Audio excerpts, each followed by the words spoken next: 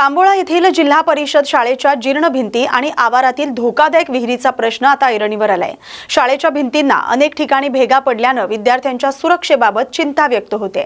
या भेगांमध्ये साप विंचू लपण्याची भीती पालक आणि नागरिकांनी व्यक्त केली आहे।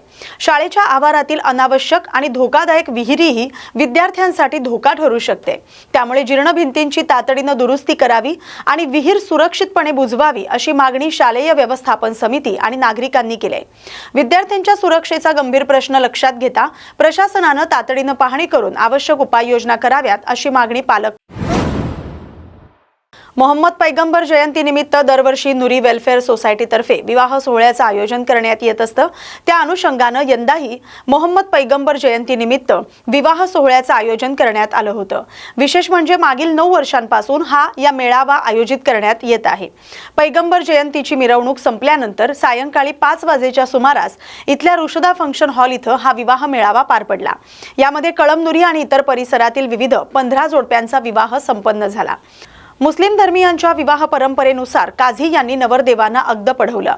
या विवाह सोहळ्याला 15 जोडप्यांचा नवरदेव आणि नवरी यांच्याकडील नातेवाईकांसह शहरातील आणि परिसरातील अनेक प्रतिष्ठित नागरिक मोठ्या संख्येने उपस्थित होते।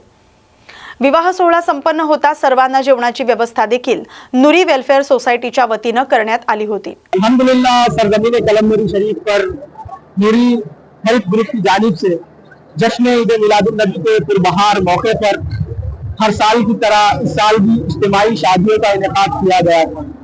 अल्हम्दुलिल्लाह ये इज्तिमाई शादियों का 10वां साल है और इस साल अल्लाह ताला के फजल करम से 15 जोड़े रिश्ते अज़वाजी में मुंसलिक होने को जा रहे हैं। रब तबारक व तआला से गुजारिश दुआ है कि मौला करीम नूरी हेल्थ ग्रुप के अराकीन के हौसलों को बुलंदियां अता फरमाए, इनकी कुव्वत और तवानाई उनको बढ़ाए। मौला करीम से दुआ है कि और इस प्रोग्राम को कामयाब बनाने में जिन लोगों ने हमारा ताउन किया है, हम नूरी हेल्थ ग्रुप की जानिब से उनका भी शुक्रिया अदा करते हैं।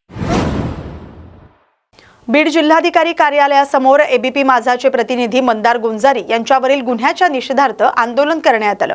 विद्यार्थ्यांच्या फी आणि शिष्यवृत्तीच्या प्रश्नांना वाचा फोडल्यामुळेच पत्रकारावर कारवाई करण्यात आल्याचा आरोप करत गुन्हा तातडीने मागे घेण्याची मागणी करण्यात आली। सामाजिक कार्यकर्ते तसंच माहिती अधिकार कार्यकर्ता महासंघाचे मुख्य प्रचार प्रमुख डॉक्टर गणेश ढवळे यांच्या नेतृत्वाखाली ही निदर्शने करण्यात आली। यावेळी आंदोलकांनी पत्रकारांवरील दडपशाहीचा निषेध करत घोषणाबाजी केली। मुख्यमंत्री, गृहमंत्री, पालकमंत्री तसंच वरिष्ठ पोलीस अधिकाऱ्यांना जिल्हाधिकाऱ्यांमार्फत निवेदन देण्यात आलं। विद्यार्थ्यांच्या समस्या समाजासमोर मांडणं हा पत्रकारितेचा मूलभूत अधिकार असल्याचं सांगत मंदार गुंजारी यांच्यावरील गुन्हा तातडीने मागे घेण्याची मागणी करण्यात आली।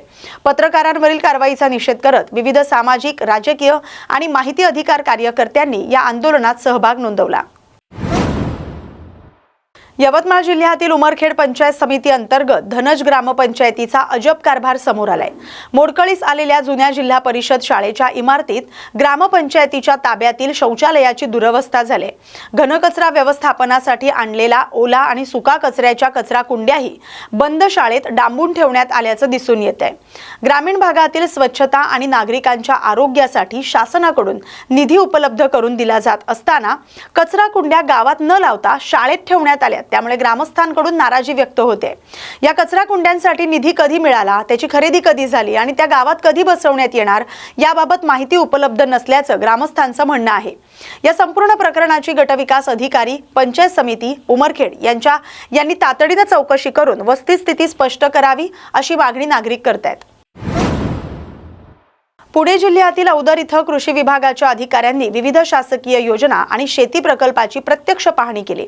तालुका कृषी अधिकारी वैभव विश्वे, मंडळ कृषी अधिकारी प्रकाश पवार आणि सहाय्यक कृषी अधिकारी वाघ यांनी दौऱ्यात सहभाग घेतला। अधिकाऱ्यांनी शेतकऱ्यांना देण्यात आलेले ट्रॅक्टर, शेततळी तसंच रामकृष्ण हरी शेतकरी बचत गटाच्या भुईमुग बियाणं प्रात्यक्षिक प्रकल्पाची पाहणी केली। भुईमुग बियाणांची उगवण क्षमता समाधानकारक असल्याचं अधिकाऱ्यांनी सांगितलंय। यावेळी शेतकऱ्यांनी सोयाबीन, बटाटा आणि भात पिकाची सद्यस्थितीची माहिती दिली। आधुनिक शेती तंत्रज्ञानाबाबत लवकरच विशेष मार्गदर्शन कार्यक्रम घेण्यात येणार आहे। कृषी विज्ञान केंद्र नारायणगाव येथील तज्ञांना मार्गदर्शनासाठी आमंत्रित केलं जाईल असं तालुका कृषी अधिकारी वैभव विश्वे यांनी सांगितलंय। अधिकाऱ्यांच्या भेटीमुळे शेतकऱ्यांमध्ये समाधानाचं वातावरण आहे।